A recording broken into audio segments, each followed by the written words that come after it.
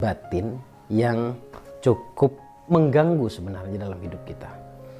Luka batin itu bisa dirasa, bisa tidak. Bisa disadari bahwa kita memiliki luka batin. Bisa juga tidak sadar kalau dirinya punya luka batin. Kalau sadar masih mending, masih bagus. Ya masih bagus, artinya kalau sadar memiliki luka batin artinya tahu di mana letak penyakitnya dan tahu apa yang harus diselesaikan atau apa yang harus dilakukan agar luka batin itu bisa hilang atau bisa sembuh, ya. Nah, masalahnya kalau yang tidak tahu, tidak sadar kalau sebenarnya dia memiliki luka batin itu bagaimana. Nah, untuk bisa mengatasi luka batin yang tidak disadari, ya Anda harus tahu dulu luka batinnya apa gitu ya, supaya sadar gitu maksudnya.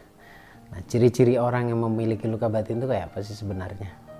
Ciri-ciri orang yang memiliki luka batin adalah orang yang mudah sedih di dalam satu momentum atau satu kejadian-kejadian tertentu. Itu orang yang punya luka batin. Misal contoh ya, saat diam tiba-tiba menangis, atau pikirannya tiba-tiba teringat pada masa lalunya yang mungkin secara internal dia pernah tersakiti. Nah, tersakitinya bermacam-macam kejadiannya, bisa disakiti oleh orang tua mungkin, kemudian bisa jadi juga disakiti oleh orang-orang tersayang, mungkin juga mantannya atau pasangannya bahkan.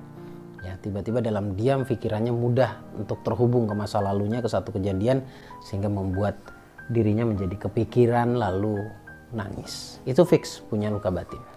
Ada juga contohnya orang yang suka tiba-tiba marah gak jelas gitu ya, gak ada angin, gak ada hujan, tiba-tiba marah, atau baru disinggung sedikit saja tiba-tiba meledak marahnya. Nah, biasanya dia memiliki satu memori atau satu kejadian di masa lalu yang cukup mengecewakan dia. Jadi basicnya adalah kecewa, ya. Kalau kecewanya mendalam, itu akan dibawa ke masa yang akan datang. Buktinya hari ini kalau kita mudah kecewa, sebenarnya kalau kita mau cek kedalaman perasaan kita, itu kita punya luka batin. Ya, kembali lagi pada diri kita, perlu tidak untuk kamu ketahui luka batin kamu. Kalau memang ingin untuk mengetahui luka batinnya, ikuti terus channel YouTube ini yang insya Allah dalam seminggu ke depan saya akan bahas tentang luka batin. Baik, kita lanjut. Lantas kalau sudah tahu itu seperti apa? Nah, dari yang tidak tahu sudah menjadi tahu bahwa oh iya ternyata saya punya luka batin loh. Gitu. Ternyata saya punya memori yang tidak baik. Atau ada juga satu fenomena yang cukup unik dan hampir semua orang merasa aneh ini sebenarnya. Ketika memiliki luka batin dengan pasangan misalkan, ya, dengan mantan pasangan maksud saya. Kemudian menjalin hubungan lagi dengan orang lain. Lalu ternyata pasangan yang baru, ternyata karakternya sama dengan yang sebelumnya. Kemudian putus lagi atau cerai lagi, menikah lagi atau berhubungan lagi, ternyata sama. Itu sebenarnya disebabkan karena memiliki luka batin di masa lalu dengan orang yang pertama. Biasanya seperti itu. Perhatikan baik-baik, baik dan buruk itu berpola. Kemudian hukum loa, hukum tarik-menarik, the law of attraction itu berlaku banget. Baik kita sadar ataupun nggak sadar, baik kita tahu ataupun tidak tahu, berlaku. Jadi ketika satu kejadian pertama kali masih tersimpan luka di hati, kecewa, benci, dendam mungkin, itu justru akan merusak masa depan. Nah, pola-pola itu akan berulang, akan terjadi. Hampir semuanya jika mengalami hal seperti ini, semuanya pasti berulang. Pasti nanti akan ketemu seseorang yang beda-beda tipis, yang pada akhirnya menyakiti juga. Nah, jadi solusinya seperti apa untuk bisa membereskan luka batin ini? Pertama, tentunya melepaskan. Kalau di dalam perasaan itu masih berkalut, berkecamuk, kemudian berusaha kuat untuk melupakannya, entah kenapa nggak bisa lupa. Karena memang pikiran manusia itu tidak Allah desain untuk melupakan satu perkara. Kita akan terus ingat. Nah, solusinya adalah terima dan lepaskan. Jangan dilawan. Sebuah kejadian di masa lalu, kalau kita tidak menerimanya, maka itu akan menjadi memori yang tidak baik sehingga berdampak ke kehidupan kita yang sekarang. Nah, kalau kita bisa menerima, coba perhatikan baik-baik perasaan kamu. Kalau kita bisa menerimanya, beda di perasaan kita pasti beda. Kemudian setelah diterima, lepaskan. Maksudnya lepaskan mata rantainya. Tidak lagi merasakan kekecewaannya. Kalau kejadiannya boleh diingat, karena memang pikiran manusia itu didesain untuk mengingat, ya. Kejadiannya itu boleh diingat. Kalau tidak lagi diingat, bagus. Tapi catatannya biasanya orang akan terus mengingat. Nah, sekali lagi boleh diingat. Oke?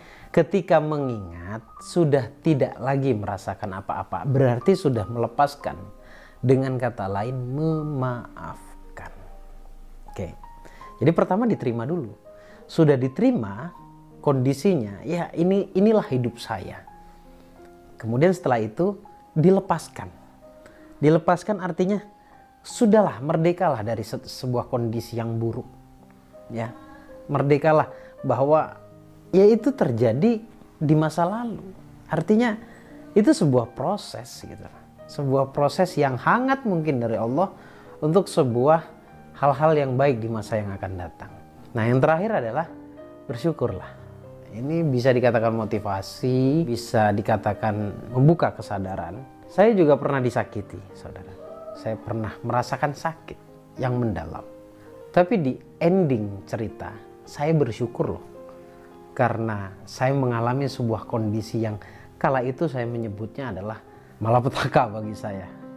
Kala itu saya menganggap bahwa kejadian tersebut adalah kejadian yang tidak adil bagi saya. Tapi seiring berjalannya waktu, saya malah bersyukur ketika saya sudah mendapatkan sesuatu yang saya inginkan. Ternyata rasa sakit, rasa kecewa itu adalah sebuah proses untuk mendapatkan sesuatu yang baik dari Allah. Jadi bagi saya, finalnya manusia itu akan merasakan kebaikan. Pasti akan merasakan kebaikan. Karena Allah ingin menunjukkan bahwa dirinya maha baik. Kalau belum baik di akhir cerita, ya belum berakhir. Karena semuanya pasti akan berakhir dengan baik-baik saja. Baik menurut kita itu belum tentu baik menurut Allah. Buruk menurut kita juga belum tentu buruk menurut Allah. Dengan kata lain, apapun yang terjadi itu sudah yang terbaik menurut Allah. Asumsikan seperti itu. Asumsikan seperti itu. Ketika sudah kamu asumsikan seperti itu, beda masa depanmu nanti. Pasti beda. Jadi ini saya masih bicara tentang kesadaran ya. Karena ada orang yang paham ilmu luka batin, ada orang yang paham tentang luka batinnya tapi tidak menyadari. Tidak sadar bahwa luka batin itu sangat berdampak luar biasa untuk masa depan. Dan luka batin itu sangat menyiksa. Ada juga orang yang tidak sadar tapi malah menikmati luka batinnya. Ada orang-orang seperti itu. Jadi teman-teman, 3 hal yang di awal untuk menyikapi luka batin itu sangatlah penting. Yang pertama yaitu terima saja bahwa boleh jadi kejadian hari ini adalah hasil dari apa yang sudah kita pikirkan di masa lalu. Baik kamu setuju ataupun tidak. Ya, bisa jadi seperti itu. Jadi Allah sedang meng-ACC doamu di masa lalu. Jadi terima saja. Menerima itu jauh lebih bijak daripada harus berontak di pikiran. Ya, saya tahu semuanya mungkin saya nggak berontak sama Allah. Oke, iya. Secara lisan kita nggak berontak sama Allah. Tetapi secara pikiran, secara hati kita selalu menolak. Kita itu cenderung kuat merasakan hal-hal negatif. Maka ketika saya buka kesadaran seperti ini, ayo kita putar balik mindset kita. Jadi kembali kepada fitrahnya manusia bahwa manusia itu baik.